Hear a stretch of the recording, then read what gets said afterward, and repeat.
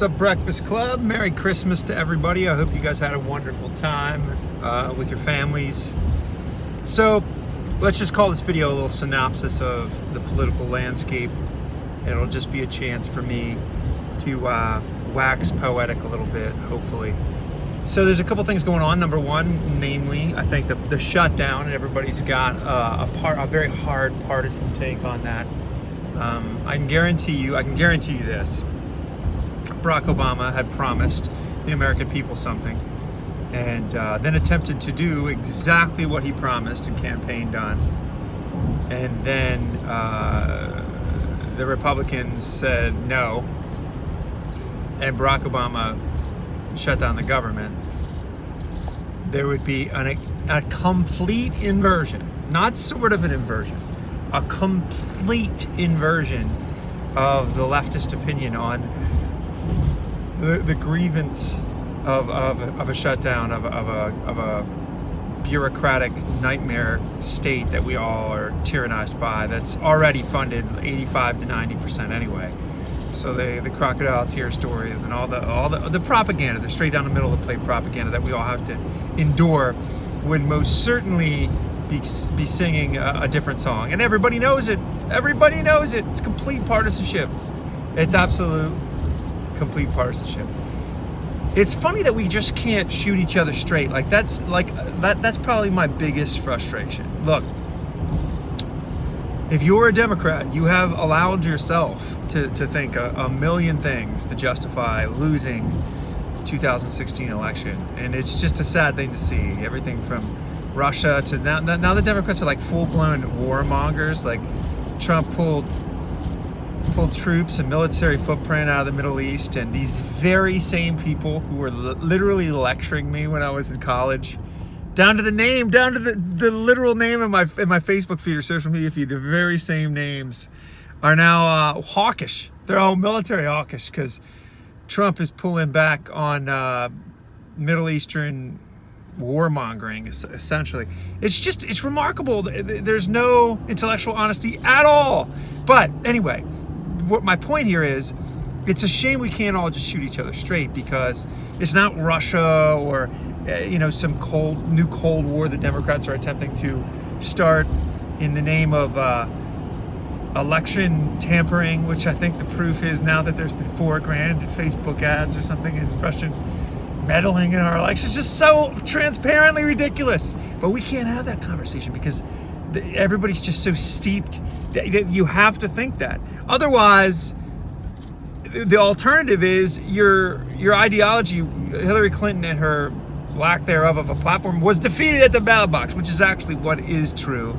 And the rest of us in America all have to yawn and roll our eyes 100,000 times a day, while the Democrats essentially throw fits on a daily basis or something that should have been dealt with an intellectual adult mindset years ago. What are we in, two plus years now? You lost an election, period. Boom. End of that sentence. Not more complicated than that. It isn't. You can make it more complicated than that. You can make it about Russia or the boogeyman. You can make it about all that stuff. Or you can just say you lost an election, which, is what the rest of us know. And no matter how much crap you guys spin, it's just always going to be that. But I get back to my original point. It's a real shame that we can't just have political discussion. We can't. That's gone. That's a yesteryear thing. And that's been a frustrating thing for me on so many levels of political discourse and debate and policy disagreement and stuff. It's just gone. The Democrats and the American left have abandoned that as a strategy. And it's just as clear as Windexed glass. You can see right through it. It's like having some sort of, we believe this, you believe that, let's discuss it, let's talk about who's right. That is not an appealing form of politics to the modern day Democratic Party. Instead, you just completely and totally villainize the person. And now the latest spoke in the wheel of left-wing fit throwing is to now bring Fred Trump, who's dead, worm food 6 feet under. These subhuman people in the media, these cretin vermin that call themselves journalists are now going to defame this guy and just make up whole cloth crap about him. There's no limit. There's no bottom. Now, what I would prefer is to say something like, we disagree with this policy because of these reasons. So we're the party that stands on these ideas.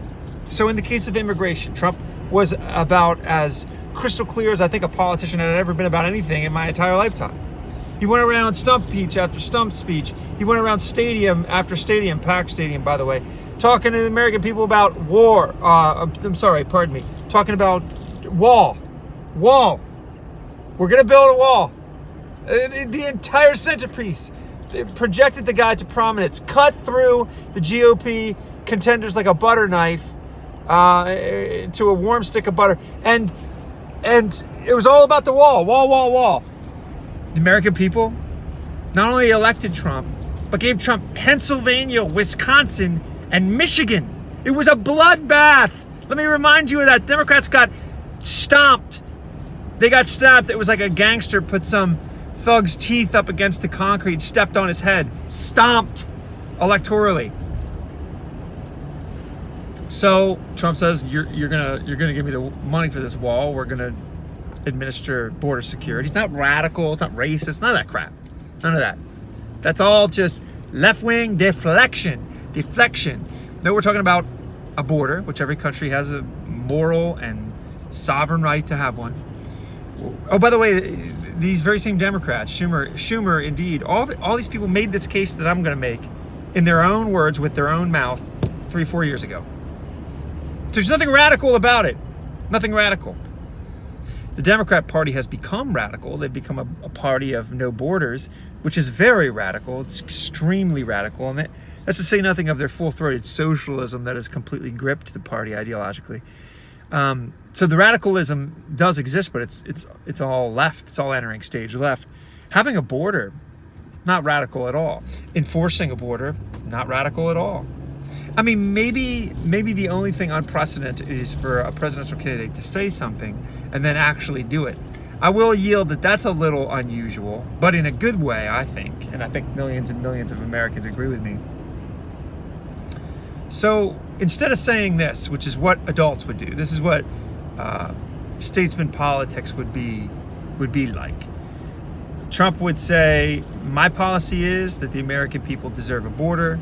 They deserve to know who's coming in and out of the country. We're a very prosperous and rich country. Thus, many, many people in Central America and South America want to enter our country illegally.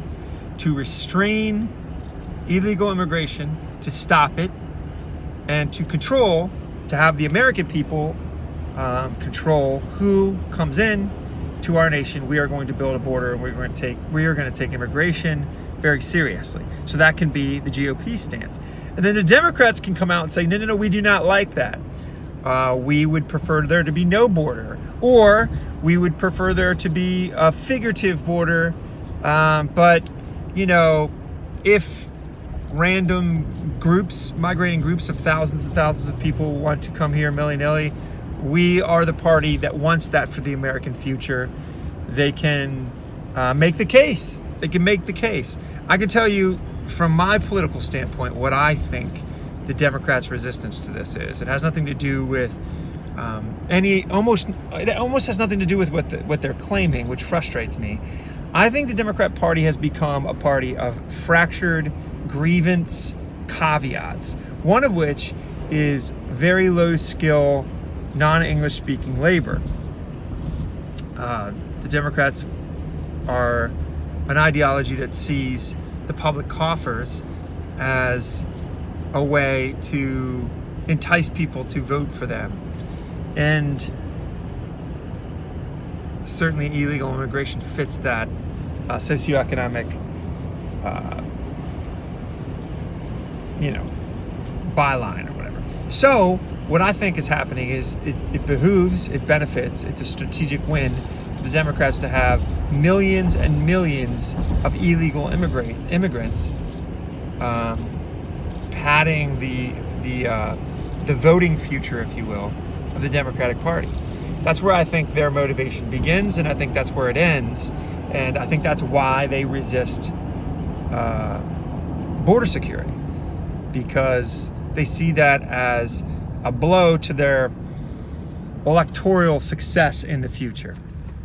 Now, what they're going to do instead of say that is they're going to say that everybody in the country that has white skin is racist. They're going to claim that there is no legal or non-bigoted reason to want a border. And the same people, in Schumer and Pelosi's case, the exact same people who claim that we should not have a border and that all walls and the desire for a wall can only be motivated by racism, have literally given your tax dollars to Israel to build the exact same wall. Walls like this exist globally, all over the place. But suddenly, only racists want walls in America. It's all so transparently ridiculous. It's nonsense. It's not a conversation in good faith.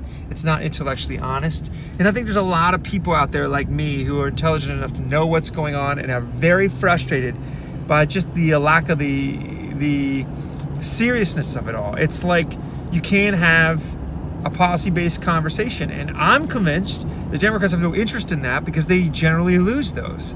The reason that so much, the lion's share of political discourse on the Democratic side is name-calling and taking an individual's character and slandering it and defaming it and libeling it and calling everybody a racist and everything else under the sun. You guys know the whole 9 yards there.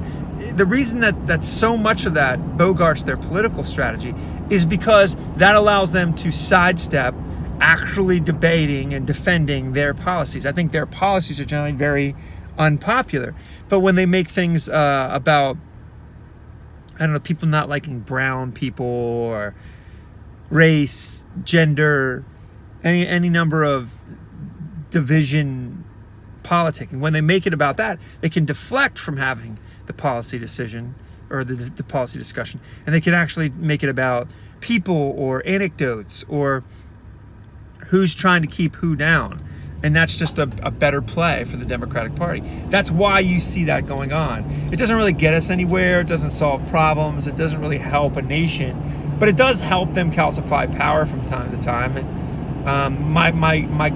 the greatest talking point of irony that I've experienced while Trump has been president is that Trump is a real divisive figure because he's so candid. I think just the opposite is true. I think the Democrats insistent on calling America racist and dividing us by way of race, gender, class, sexual orientation. I don't think anything has divided the country so much. I think the previous administration, Barack Obama's administration, was so ripe with that type of politics. And I think the scar tissue of a nation that was otherwise healing, going towards the healing direction in many of these areas, just like let bygones, be who you want to be, that kind of thing. We were moving in that direction. I think Barack Obama saw it as politically advantageous to open all those wounds. And now you have Trump, who's just a very candid guy. Now, don't get me wrong. I understand that rubs people the wrong way. I can even understand that. But by way of policy, the guy's as forthright as one can be. He's arguably one of the best presidents for the people we've ever had because he's so honest and he's just so upfront about what he wants to do. The guy doesn't even have, I don't even think he has, he doesn't even have it in him to like spin a web.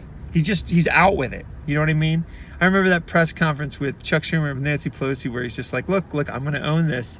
I thought that was awesome because that kind of stuff is what we need more of. Just stand on what you believe, let the chips fall where they may. He's also so unbelievably unpopular among what I would consider to be a very bureaucratic, evil establishment, Washington, D.C. state. And that's the GOP, that's the DNC, that's the bureaus, that's just everybody who makes their living off that corrupt, evil, bureaucratic nectar. And trust me, those people do not work for you, do not think about you, they do not serve you. They serve their own interests. They serve the interests of their trust fund baby children. And for the first time ever, we have a president that's fighting them. And you can see that that's true because every single entity of power is going after Trump. Every entity of power is threatened by Trump. Why? Because Trump is concerned about the people of the United States. And so through all his failings and his shortcomings, the reason you see loyalty to him, even if so much of it is unspoken, because the leftist media is such a silencing, bullying outfit. The reason you see so much loyalty to him is people instinctually know that. So many of the attacks on him never address that, and that's why they don't move the needle. The American people see who hates him. They see who wars against him. They see who tries to destroy him. And those same people are the enemies of the American people. And lastly, let's take the press, just real quickly, to make this trifecta hodgepodge decoupage video complete. Look, I'm sick and tired of the press crying crocodile tears about being victims. The press are not victims. The press are, you know, that porta potty that you see when you go to the beach, and there's all that human waste, and then there's bacteria under that, and then way under that is like some form of like gooey slime that's like re-entering like the petroleum family. That's the press. Look, the press probably has never had greater access to a president. He's never given more time, more open, candid speeches, fielded more questions. Look, the press is not a press. That's why the people know that. The press is somebody that would give the American people both sides of a story. They'd be honest. The press 24 hours a day. It's just anti-Trump 24 hours a day. That's not the press. That is not the press. Ironically enough, the press is on the internet right now. The press is these independent YouTubers that actually do the heavy lifting, and they're being silenced. So the whole thing is draped in irony. As YouTube and Google, one and the same actually, and Twitter and the entire tech shops, as they silence individual users on YouTube and the like for having wrong think or wrong opinions or threatening the powerful, there's crickets. There's cacophony of crickets from the people that are so worried about the threat to the press, and yet these establishment conglomerate businesses that are all bought and owned. Every word, every syllable that rolls off the tongue of these people is bought and owned. We're crying crocodile tears about them. Give me a break. Give me a break. That's a synopsis, baby. That's what the last 6 months have looked like through the eyes of myself. Take it easy. Thanks for watching Breakfast Club. I still want to put one more pitch in here. What are the chances a bunch of us can get together on like a Google chat and have some debate, have some discussion? I don't understand why we don't do that, but if anybody's interested in doing that, I certainly am interested in trying to take some time to do that. Take it easy.